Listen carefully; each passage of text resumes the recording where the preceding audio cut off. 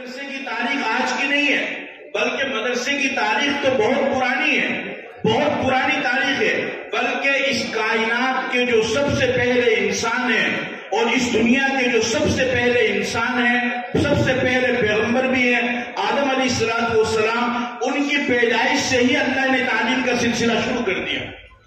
چنانچہ جب اللہ تعالیٰ نے آدم علیہ السلام کو پیدا فرمایا اور فرشتوں سے اللہ تعالیٰ نے کہا کہ میں اپنا خلیفہ بنانا چاہتا ہوں، اور اللہ تعالیٰ نے آدم علیہ السلام کو جو فرشتوں پر فضیلت دی، باوجود اس کے کہ فرشتے وہ معصوم عن الخطا ہیں، وہ گناہ نہیں کرتے ہیں، وہ اللہ تعالیٰ کی نافرمانی نہیں کرتے ہیں، ان کی صفت اللہ نے بیان فرمائی لا یعصون اللہ ما امرهم ویفعلون ما یؤمرون، جس چیز کا اللہ نے فرشتے کو حکم دے دیا ہے فرشتے اس کے خلاف نہیں کرتے ہیں، لیکن اس کے باوجود بھی اللہ رب العزت نے آدم علیہ السلام کو، انسان کو فرشتے کے اوپر فضیلت عطا فرمائی، تو وہ فضیلت عبادت کی وجہ سے نہیں ملی، وہ فضیلت تقوی کی وجہ سے نہیں ملی، وہ فضیلت طہارت کی وجہ سے نہیں ملی، وہ فضیلت نیک اعمال کی وجہ سے نہیں ملی، بلکہ انسان کو معصوم مخلوق اور نورانی مخلوق فرشتوں کے اوپر بھی اللہ نے فضیلت عطا فرمائی تو علم کی وجہ سے عطا فرمائی۔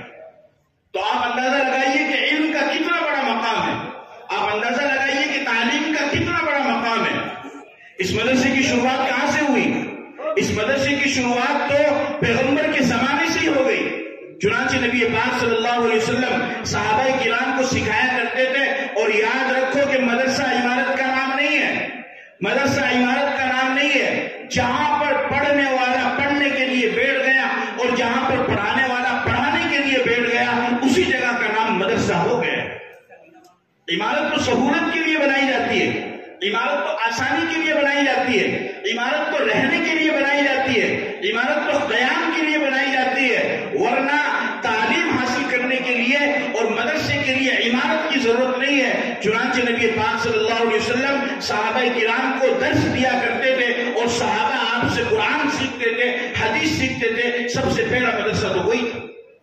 دار ارقم میں تقریباً 40 مسلمان تھے، مرد و عورت، کہ جن کو سیکھنے سکھانے کا سلسلہ چلا کرتا تھا، وہیں سے مدرسے کی شروعات ہوئی۔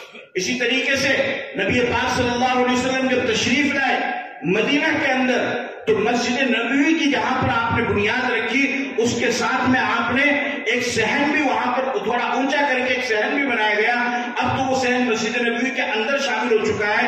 اس صحن کو صفہ کہا جاتا ہے، صفہ کا چبوترا۔ اس صفہ کے چبوترے پر نبی پاک صلی اللہ علیہ وسلم صحابہ کرام کو پڑھایا کرتے تھے، اور صحابہ کرام پڑھا کرتے تھے۔ اور آج ہم جب بیان میں یا کتابوں میں سب سے زیادہ روایت جس صحابی کی سنتے ہیں، حضرت ابو ہریرہ رضی اللہ تعالیٰ عنہ، وہ ابو ہریرہ بھی اسی مدرسے کے پڑھے ہوئے تھے، وہیں سے مدرسے کا سلسلہ شروع ہوا۔ پھر ایک لمبی تاریخ، اس ساری تاریخ کو میں حذف کرتا ہوں۔ اب آئیے ہم اپنے وطن عزیز ہندوستان کی بات کرتے ہیں۔ ہندوستان میں بھی اسلامی حکومت تھی، ہزاروں کی تعداد میں اسلامی مدرسے قائم تھے، ہزاروں کی تعداد میں اسلامی مدارس اور دینی مراکز قائم تھے۔ یعنی آپ اس سے اندازہ لگائیے کہ صرف دہلی شہر کے اندر تقریباً 1000 دینی مدرسے تھے جس وقت ہندوستان میں اسلامی حکومت تھی۔ پھر انگریز کا دور آیا، انگریز کا جب دور آیا تو انگریزوں نے 2 چیزوں کو ٹارگٹ بنایا۔ انگریزوں کو یہ خبر دی گئی کہ اگر تم ہندوستان میں زیادہ دیر تک حکومت کرنا چاہتے ہو تو تمہیں 2 کام کرنے پڑیں گے، ایک تو قرآن کو ختم کرنا پڑے گا، اور ایک جو لوگ قرآن کو پڑھنے پڑھانے والے ہیں، قرآن کو سیکھنے سکھانے والے ہیں، ان علماء کرام کو ختم کرنا پڑے گا۔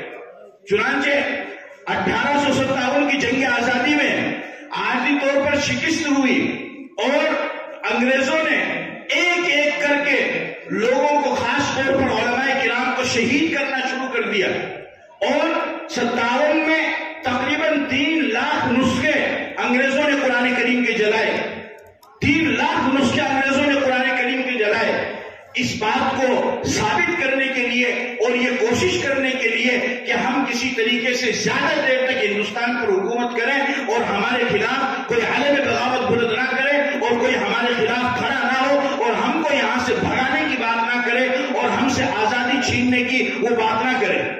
چنانچہ انہوں نے ٹارگٹ بنانا شروع کیا، ہزاروں علماء کو اس میں نے شہید کرنا شروع کیا۔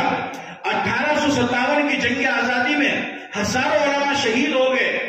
جب علماء کرام شہید ہوئے، مسلمان شہید ہوئے، مجاہدین آزادی شہید ہوئے، تو اب ان کی بیوی وہ بیوہ ہو گئی، ان کے بچے یتیم ہو گئے۔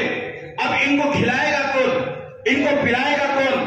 ان کی کفالت کون کرے گا؟ ان کو سنبھالے گا کون؟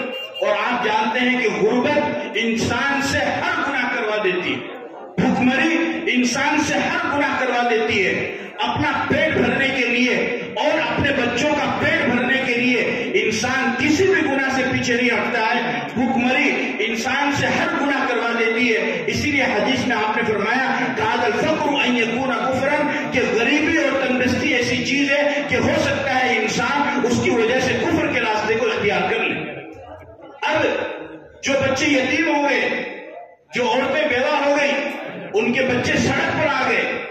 اب انگریز نے ان کو لینا شروع کیا، انگریزوں نے ان کو پکڑنا شروع کیا، اور انگریزوں نے کہا کہ ہم ان کو مفت تعلیم دیں گے، ہم ان کو مفت کھلائیں گے، ہم ان کو مفت پلائیں گے، ہم ان کو مفت پہنائیں گے، ہم مفت میں ان کی تمام ضروریات کو پورا کریں گے۔ اس وقت کے علماء کرام سر جوڑ کر کے بیٹھے اور انہوں نے آپس میں مشورہ کیا کہ جن بچوں کے باپ انگریز کی دشمنی میں انگریز سے مقابلہ کرتے ہوئے، انگریز سے جنگ کرتے ہوئے جام شہادت نوش کر گئے، انگریز کی دشمنی میں انہوں نے ہندوستان کو آزاد کرانے کے لیے اپنی جان کی قربانی دی اور اپنی مال کی قربانی دی، اور وہ دنیا کے اندر نہیں رہے، اور انگریز کو یہاں سے بھگانے کے لیے انہوں نے اپنی بیوی کو بیوہ کر لیا، انہوں نے اپنے بچوں کو یتیم کر لیا۔ اب انگریز نے ان کو لینا شروع کر دیا ہے، اور انگریز کے لینے کا مطلب یہ ہے کہ انگریز ان کو مفت میں کھلائے گا، مفت میں پلائے گا، مفت میں پہنائے گا، اور مفت میں ان کی ضروریات کو پورا کرے گا۔ تو وہ کر سکتا تھا اس وجہ سے کہ انگریز کے پاس طاقت تھی، انگریز کے پاس حکومت تھی، انگریز کے پاس دولت تھی، انگریز کے پاس سلطنت تھی۔ اور صرف یہیں پر نہیں بلکہ مشرق میں اگر انگریز کا سورج طلوع رہتا تھا تو مغرب میں بھی انگریز کا سورج طلوع رہتا تھا۔ اگر مشرق میں انگریز کی حکومت تھی تو یورپ میں، مغرب میں بھی انگریز کی حکومت تھی، اور وہ ان سارے کام کو کر سکتا تھا۔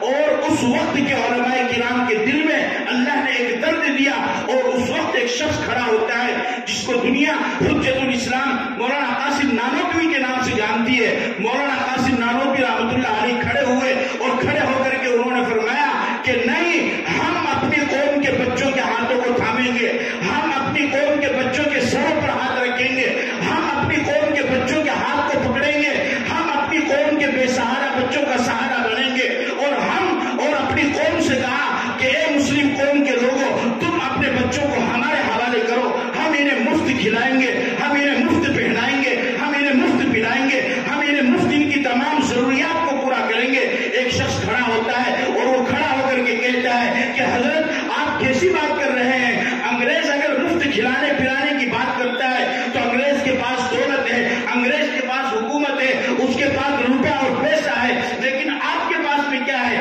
آپ کے پاس تو کچھ بھی نہیں ہے۔ آپ اتنی بڑی تعداد کو، قوم کے اتنے بڑے بچوں کو، اتنی بڑی تعداد کو آپ کہاں سے کھلائیں گے، کہاں سے پلائیں گے؟ حضرت نے فرمایا کہ بے شک میرے پاس میں کچھ بھی نہیں ہے، لیکن میں اپنی مسلم قوم کے لوگوں کے پاس جاؤں گا، مسلم قوم کے مالداروں کے پاس جاؤں گا، صاحب ثروت لوگوں کے پاس جاؤں گا، اور ان سے جا کر کے کہوں گا کہ اے مسلم قوم کے مالداروں، اے مسلم قوم کے نوجوانوں، اے مسلم قوم کے غیرت مند لوگوں، اے مسلم قوم کے پیسے اور دولت کے مالکوں، سن لو، اگر آج تم کھڑے نہیں ہوئے، اگر آج تم نے اپنے روپے پیسے کا استعمال نہیں کیا، اگر آج تم نے اپنی دولت کا اپنی قوم کے بچوں کے لیے استعمال نہیں کیا، تو دیکھو ان بچوں کو یہ انگریز پکڑ رہے ہیں، اور پکڑ کر کے ان بچوں کو مرتد بنا رہے ہیں، انقلاب کی دہلیز پر یہ بچے جا رہے ہیں۔ اگر یہ بچے تم نے ان کا سہارا نہیں بنے، تم نے ان کا ہاتھ نہیں پکڑا، تو نعوذ باللہ ان کے باپ وہ ان انگریزوں کی دشمنی میں شہید ہو گئے، جام شہادت کو نوش کر لیا۔ اب یہ بچے اسلام کو چھوڑ رہے ہیں۔ قیامت کے دن اگر نبی نے تم سے سوال کر لیا تو تمہاری آنکھوں کے سامنے تمہاری قوم کے بچے مرتد ہو رہے تھے، انقلاب کو اختیار کر رہے تھے، اسلام کو چھوڑ رہے تھے، غریبی کی وجہ سے، فقیری کی وجہ سے، تندرستی کی وجہ سے، بھوک مری کی وجہ سے۔ تو تم نبی کو کیا جواب دو گے؟ چنانچہ اس شخص کے دل میں یہ جذبہ پیدا ہوا اور اس شخص نے ایک مدرسے کی بنیاد رکھی، جس مدرسے کو میں اور آپ دارالعلوم دیوبند کے نام سے جانتے ہیں۔ چنانچہ 15 محرم الحرام 1283 ہجری 30 مئی 1866 عیسوی کو ہندوستان کے ایک مشہور اسٹیٹ اتر پردیش کے ضلع سہارنپور کے ایک گاؤں میں دیوبند میں دارالعلوم کی بنیاد رکھی جاتی ہے۔ دارالعلوم کا مقصد کیا تھا؟ دارالعلوم کا مقصد کیا تھا؟